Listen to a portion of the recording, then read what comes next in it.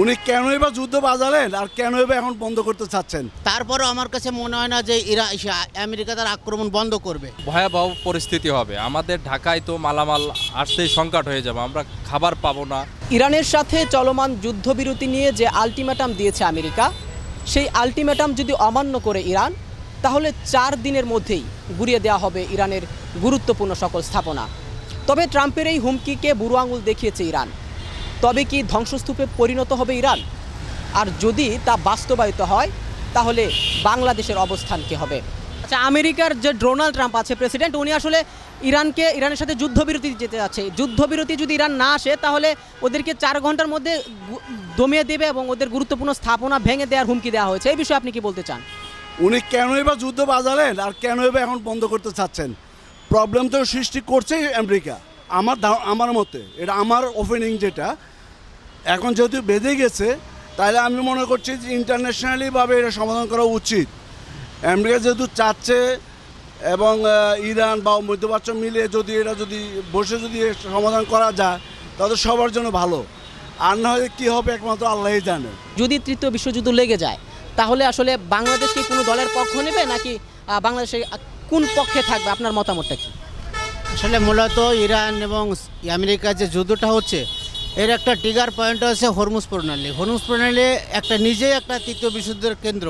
তো এখানে যখন বন্ধ, তা বাংলাদেশও এরকম যারা স্বল্পোন্নত বা যাদের তেল নেই বা যাদের আমাদের এনার্জি নেই, এইসব দেশগুলো এমনি 2-6 মাস পরে তৃতীয় বিশ্বযুদ্ধের যে ভয়াবহতা, সেইটাই আমরা ফেস করব। আর যুদ্ধ যদি হয়, সেক্ষেত্রে বাংলাদেশ সরকার অথবা বাংলাদেশের জনগণ মিলে সিদ্ধান্ত নেবে আমরা কোন দিকে আমরা যোগ দিতে পারি বা কোন কাজটা আমাদের জন্য সঠিক। কিন্তু এই মুহূর্তে সবথেকে বড় কথা হচ্ছে এই যুদ্ধটা বন্ধ হওয়া উচিত এবং বিশ্বের 820 কোটি লোককে বাঁচানো উচিত। ইরানের সাথে আমেরিকা এবং ইসরায়েলের যে সংঘাতটি চলছে, এটি যদি আরও ব্যাপক আকার ধারণ করে, তাহলে আসলে এটির ইফেক্ট কি বাংলাদেশের উপর পড়বে কিনা? অবশ্যই পড়বে এবং ভয়াবহভাবে পড়বে। কারণ হচ্ছে বর্তমানে ইতিমধ্যেই খিলক্ষেতের ওই যে আপনার তেল পাম্পের যে লাইনটা ইতিমধ্যেই কুর্মিটোলা হসপিটাল ছেড়ে গেছে। তাহলে ভবিষ্যতে এখনও তো সীমিত পরিসরে এখনও আছে, আর বড় আকারে যদি এটা হয়, তখন তো ভয়াবহ পরিস্থিতি হবে। আমাদের ঢাকায় তো মালামাল আসতেই সংকট হয়ে যাবে, আমরা খাবার পাবো না, আমরা ঠিকমতো বিদ্যুৎ পাবো না। তো গাড়ি ঘোড়া যদি না চলে, তাহলে দেশই অচল। এটা 71-এর যুদ্ধের থেকেও ভয়াবহ হতে পারে। যুদ্ধবিরতি চাচ্ছে ইরানের সাথে, তো যুদ্ধবিরতিতে না গেলে 4 ঘন্টার মধ্যে ইরানকে ঘুরিয়ে দেওয়ার একটা হুমকি দিয়েছে। আসলে এই বিষয়ে আপনি কি বলতে চান? আসলে এটা তো আমেরিকা তো তাদের সাথে তো আর চলে না।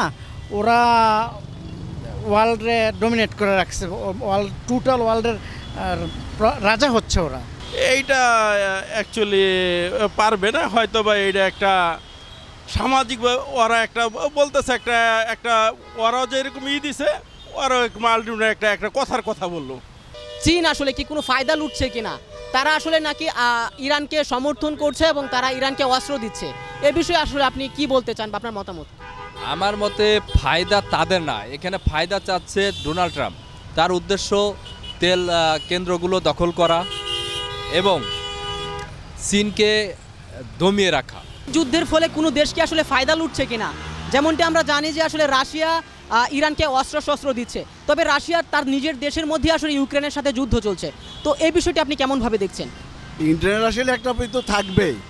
ওরা চাচ্ছে ওদের সুবিধাটা রুটে নেওয়ার জন্য। আমেরিকার আসলে কেউ পছন্দ করছে না, আবার আমেরিকার সাথে কিন্তু এরা আছে। আর মূল বিষয় হচ্ছে এটা, সবাই যুদ্ধ বাদলে কিন্তু মোড়ল যারা আছে ওয়ার্ল্ডে, যারা বিশ্ব মোড়ল যারা, এরা তো চাচ্ছে যুদ্ধটা বাদলে ওদের সুবিধা, ওরা ফায়দা লুটবে, অস্ত্র বিক্রি করতে পারবে, বিশ্বব্যাপী একটা সংকট সৃষ্টি হলে ওদের মাধ্যমে এটা হয়ে যায়। এটা তো ওরা চাইবেই, স্বাভাবিক। অবশ্যই তাদের একটা ফায়দা আছে এখানে। এখানে কিছু ভৌগোলিক অথবা কিছু আন্তর্জাতিক পলিটিক্স আছে যেগুলো ইনভলভ। এর পিছনে এখানে শুধু একটা ইস্যু না যে হরমুজ প্রণালী ওপেন বা বন্ধ, এর কারণে যুদ্ধ হচ্ছে, বা নিউক্লিয়ার পারমাণবিক বোমা বা ইউরেনিয়ামের কারণে যুদ্ধ হচ্ছে, এটা না। এখানে গালফের রাজনীতি আছে, বিশ্ব অর্থনীতি আছে, আমেরিকার এখানে রাজত্ব আছে, তাদের টিকে থাকার লড়াই আছে। ইরানের পিছনে আর কোনো জায়গা নেই যে সে পিছনে যাবে। এই যুদ্ধ বন্ধ করে ইরানকে কোনো জায়গায় পালানোর সুযোগ নেই। সেক্ষেত্রে আসলে বাংলাদেশের প্রেক্ষাপট তো সম্পূর্ণ ভিন্ন। বাংলাদেশ তো আসলে এমন এখন একটা পরিস্থিতির মধ্যে আছে যে তেল সংকটে পড়ে গেছে, যুদ্ধ মোটামুটি বেঁধেছে, বাট এর প্রভাব তো পুরোপুরি এসে দেখা যাচ্ছে বাংলাদেশের উপর পড়ছে। তো এই বিষয়টা আপনি কি বলতে চান আসলে? হ্যাঁ, যেহেতু তেল আমাদেরকে আমদানি করতে হয়, সেই ক্ষেত্রে প্রভাব তো একটা পড়বেই। যেমন আমার নিজের বাইক আছে, আমি আজকে আমার বাইক রেখে বাসে গেছি, আমি বাইকের তেল পাই নাই। এবং তেলের যে একটা সিন্ডিকেট, এটা কঠিন আকার ধারণ করছে। গভর্নমেন্ট উচিত সিন্ডিকেট ভেঙে দেওয়া, এবং নিজ দলের যদি এ ধরনের সিন্ডিকেটের কোনো লোক থাকে এদেরকে চিহ্নিত করে এদের বিরুদ্ধে শাস্তির ব্যবস্থা করা গভর্নমেন্টের একান্ত উচিত, আমি মনে করি। যেমনটি শুনছিলেন, সাধারণ জনগণ বলছেন ইরানের এই লড়াই তাদের অস্তিত্ব টিকিয়ে রাখার লড়াই। আমেরিকা চাইলেও ইরানকে পুরোপুরিভাবে ধ্বংস করতে পারবে না।